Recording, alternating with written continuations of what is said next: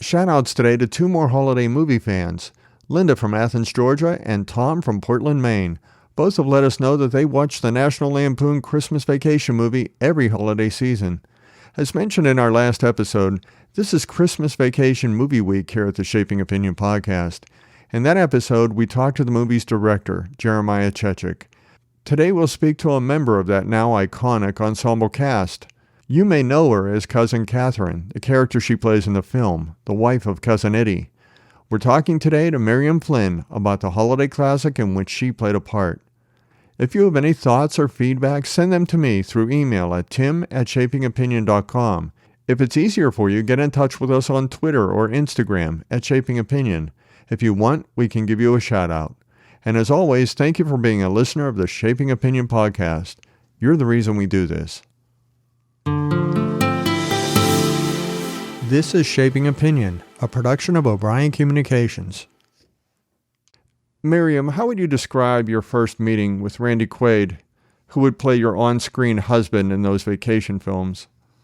Well, of course, Randy and I met during the first vacation movie, and we actually shot that in Pueblo, Colorado, where the original house. We were supposed to be in Kansas, I believe, but we shot it in Pueblo, Colorado. And Randy and I just instantly formed this relationship and bond. I used to say all we had to do was put the costumes on and we were there. And then every subsequent one, we would just instantly, we were back in the characters. It was the first scene that was shot for the vacation series was our scenes at Catherine and Eddie's home. And I know that Chevy was really happy with how those scenes went. And like I say, it was the first stuff filmed. And so, of course, nobody had any idea how successful or iconic those films were going to be.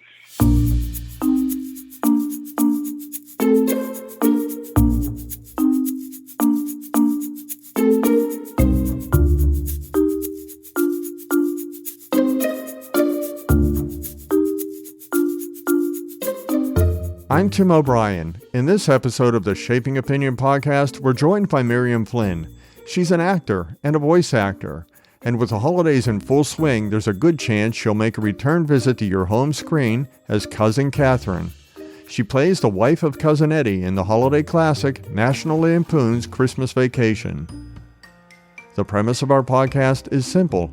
We talk about people, events, and things that have shaped the way we think. Today we'll talk with Miriam about Christmas Vacation, what it was like at the time of filming, how it has influenced her career, and why that movie has had such staying power after 30 years.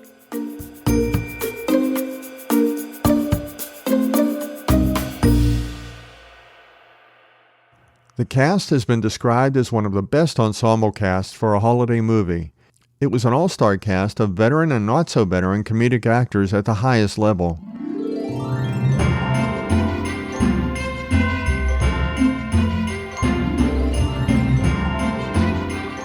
National Lampoon's Christmas Vacation arrived at the end of the 1980s, a decade that saw the arrival of those iconic John Hughes movies, films like The Breakfast Club, Pretty in Pink, 16 Candles, Ferris Bueller's Day Off. These have been described as films that defined a generation. National Lampoon's Christmas Vacation was the third in a series of sequels of the Vacation franchise, most of them starring Chevy Chase and an ensemble cast. A short story from John Hughes was the inspiration for the Christmas Vacation film. He was a writer on that film and the other vacation films. It was also the most successful of the vacation movies. The film debuted at number 2 at the box office, grossing nearly $12 million that opening weekend. It would top the box office charts 3 weeks later, grossing over $71 million in the United States, and that was before it hit the home video market. In our last episode, we had the chance to speak to the film's director, Jeremiah Chechik. Today we'll get the story from a different perspective, from a member of that ensemble cast who sat around the Griswold holiday table. As Cousin Catherine, she would try to make the best of a Clark Griswold Christmas. Miriam Flynn played Cousin Catherine. What happened was I had done a movie. The National Lampoon's first film was a film called Class Reunion, and I had done that movie, and it hadn't even come out yet, and the producers called me in and said, we're doing this movie called Vacation, and would you like to play the part of Catherine? And it was Maddie Simmons, who was the producer and the owner of the National Lampoon. So I came in and I met with Maddie and with Chevy and with Harold Ramis. And I knew Harold, of course, from Second City, which was the comedy improv group in Chicago. And Harold had been there a little before I had been there, but we knew each other. And I came into the room and I was all excited. I said, oh, you know what? I'd love to do this, but I just found out I'm pregnant. And so they looked at each other and they said, you know what? That might be funny. That might be funny that Catherine's pregnant. And so they said, well, if it's okay. And I said, sure. Well, I had never been pregnant, so I didn't know. And I showed up to do the film and I didn't show yet. So they had to pad me.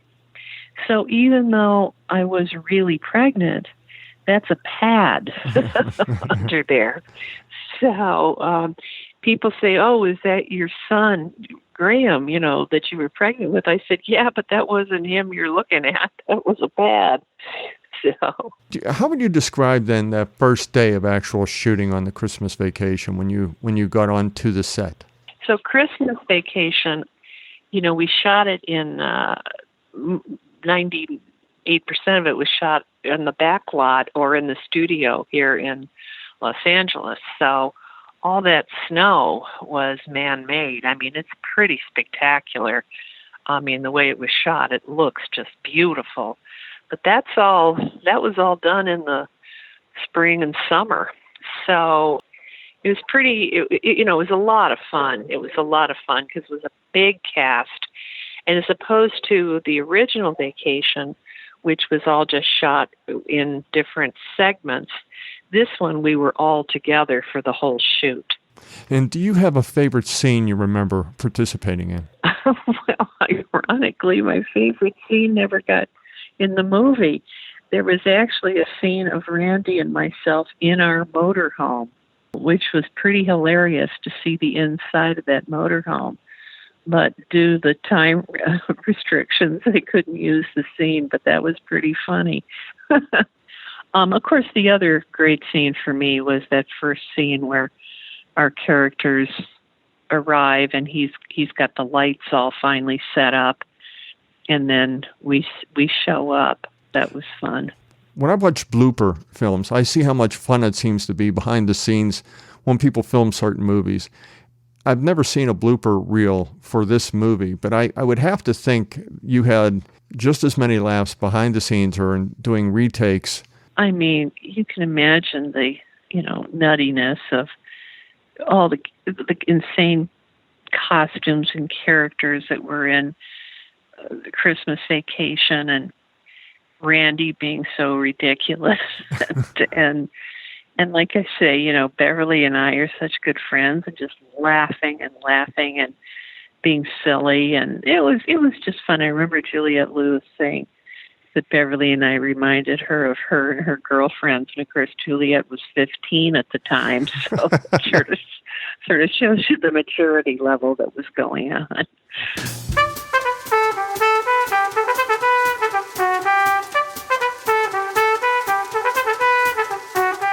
Well, Beverly had said to some reporters that third Vacation movie was different than the other two because the audience started to see the characters in a more affectionate way. They started to laugh with the characters instead of at them. What do you think about that in your experience with all the Vacation movies? Oh, absolutely. I mean, how many times do you have people call somebody Clark Griswold, or, when they're decorating their house is crazy, or say, oh, it's the Griswolds, or they'll, I've seen people dress up as as Catherine and Eddie, on Halloween. Or they'll see a motor home, or they'll see something and they'll go, oh, there's the cousins, or no, I think people totally related to a big, crazy family getting together for the holidays. I mean, everybody's gone through that.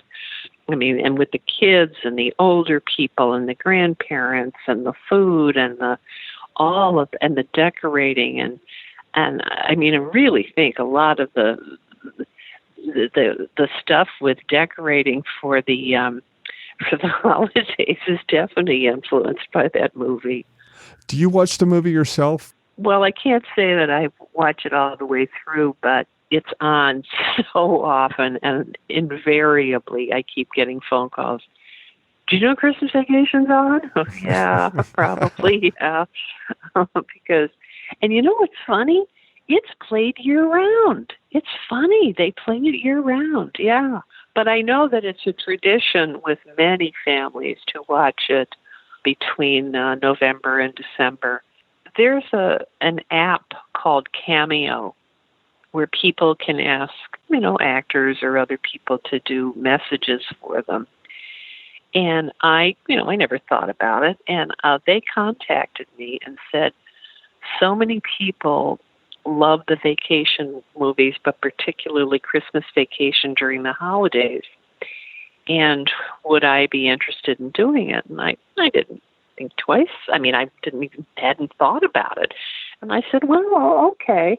Well, as soon as I signed up, somebody asked, would I introduce myself as Cousin Catherine? Would I invite him over for dinner with Eddie and me, for Christmas dinner and, in character?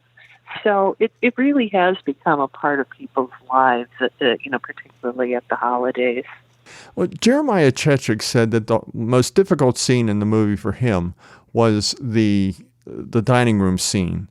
And that was hard for him. But what was that like for you, sitting around the table with all of your fellow cast members, filming that dining room scene? Well, that scene took us days and days to do because it was shot from so many different angles.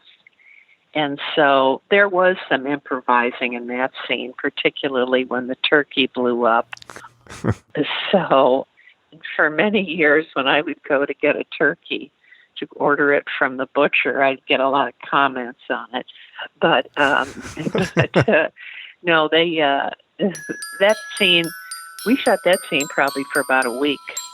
And of course, Mae Questel was just, so hilarious, not realizing how hilarious she was. And the whole turkey thing, and it was always fun.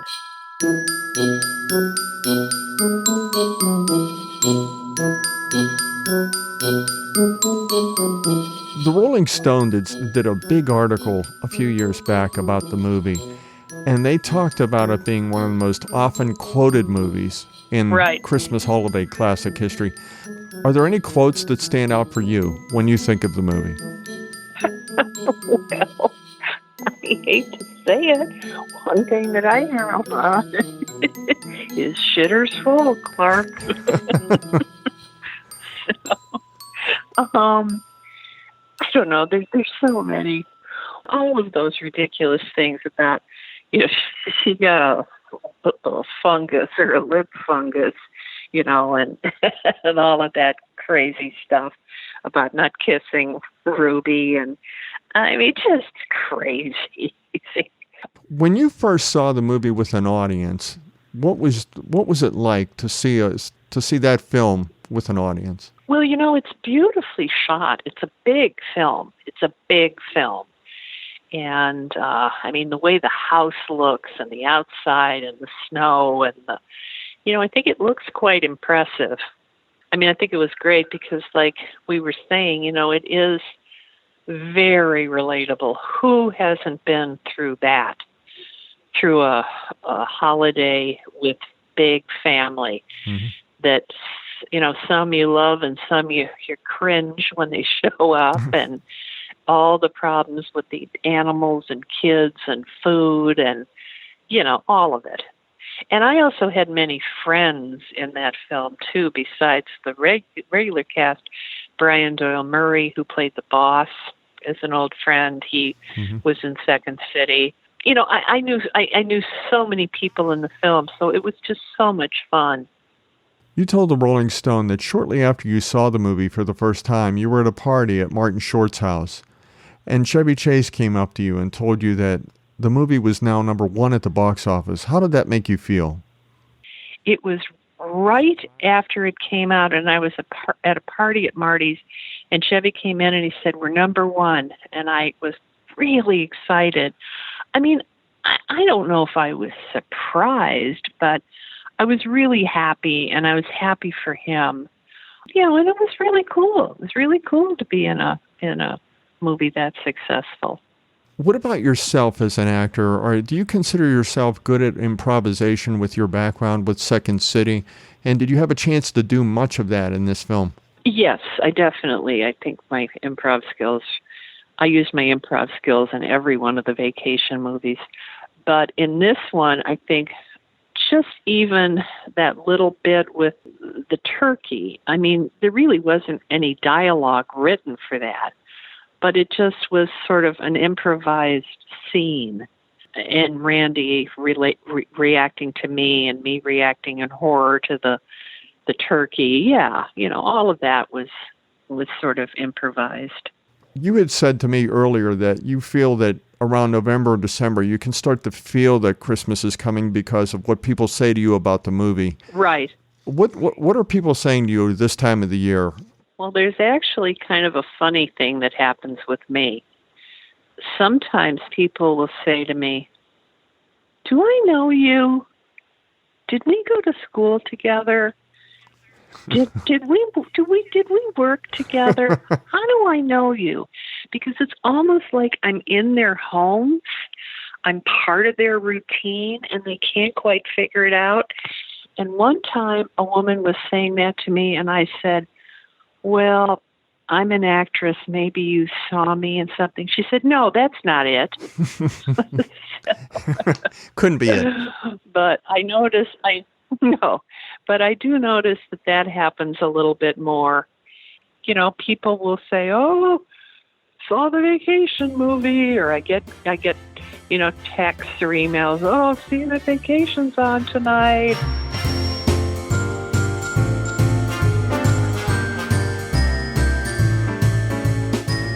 One of the comments you made was how big the film was, and now it's 30 years later. It's a classic. Yeah. Are you surprised? Well, I don't know if I'd say it surprises me, but I certainly think it's an honor to be in something that's a classic. I definitely do. You know, something that happens to certain actors is I wouldn't say they get typecast, but they get associated with a particular type of movie or work. And I know you've done a lot of voice work over the years, but have any other producers of holiday movies approached you just because of your association with this holiday movie? It's funny you say that because I did an episode of NCIS Los Angeles, and it was a Christmas episode, and I didn't think about it, you know, and then the writer did say to me that he thought of me for the part because of Christmas Vacation. And you've also done a lot of voice work. How would you characterize the type of work you like to do? Do you like being on camera, or do you like, over the years, have you become more accustomed to the voice work? Well, luckily, I was always able to do both. I used to do tons of radio commercials, and then I got into animation. As a matter of fact, just yesterday, I did a cartoon. I love doing cartoons. Why is that? Well, because you get to do these great characters, and you can be a million different people. And as a matter of fact, one of my other films that I'm very proud of is an Academy Award-winning film called Babe, where I play the old sheep, Ma. I'm a you, a border Lester you. So I can always say I'm in an Oscar-winning film. But I've done lots of many episodes of cartoons. I did a series called Land Before Time, where I play the grandmother dinosaur. And kids grow up on those, and then one generation grows up and another one starts. I did like maybe 8 or 10 of those over the years. And then lots of cartoon series. And I love it because I've done every kind of voice possible and every kind of character possible. And, I have a lot of kids that just love them. So, yeah, that's been a lot of fun.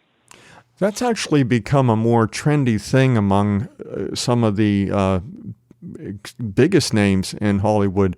They want to be a part of some animated features, right? Particularly like the ones that Pixar might put out. Right. Why is that? Well, what's the appeal of doing that type of work? Well, first of all, they're very successful for the most part, and it's fun. It's just fun. There's none of the extra, going on location, or costumes, shooting, long hours, all of that. It's just pretty much fun. Where do you see your career going at this point? Well, hopefully I just continue to work, like I say, I just did a cartoon yesterday, just auditioned for something the day before. I've got an audition coming up on Monday. So, I'm luckily still a working actor. Now, I have one final question for you. Uh-huh. Will you be watching the Christmas Vacation movie this year? Well, it's hard to avoid it, isn't it? Because it's on all the time. So I'm sure I'll catch a glimpse of it this year, too. Miriam Flynn, thank you for joining us today. Oh, thank you, Tim. It's been fun, and I love talking about Christmas Vacation. It was a lot of fun, and I love the fact that people love it and kind of make it a family tradition. So happy holidays, everybody.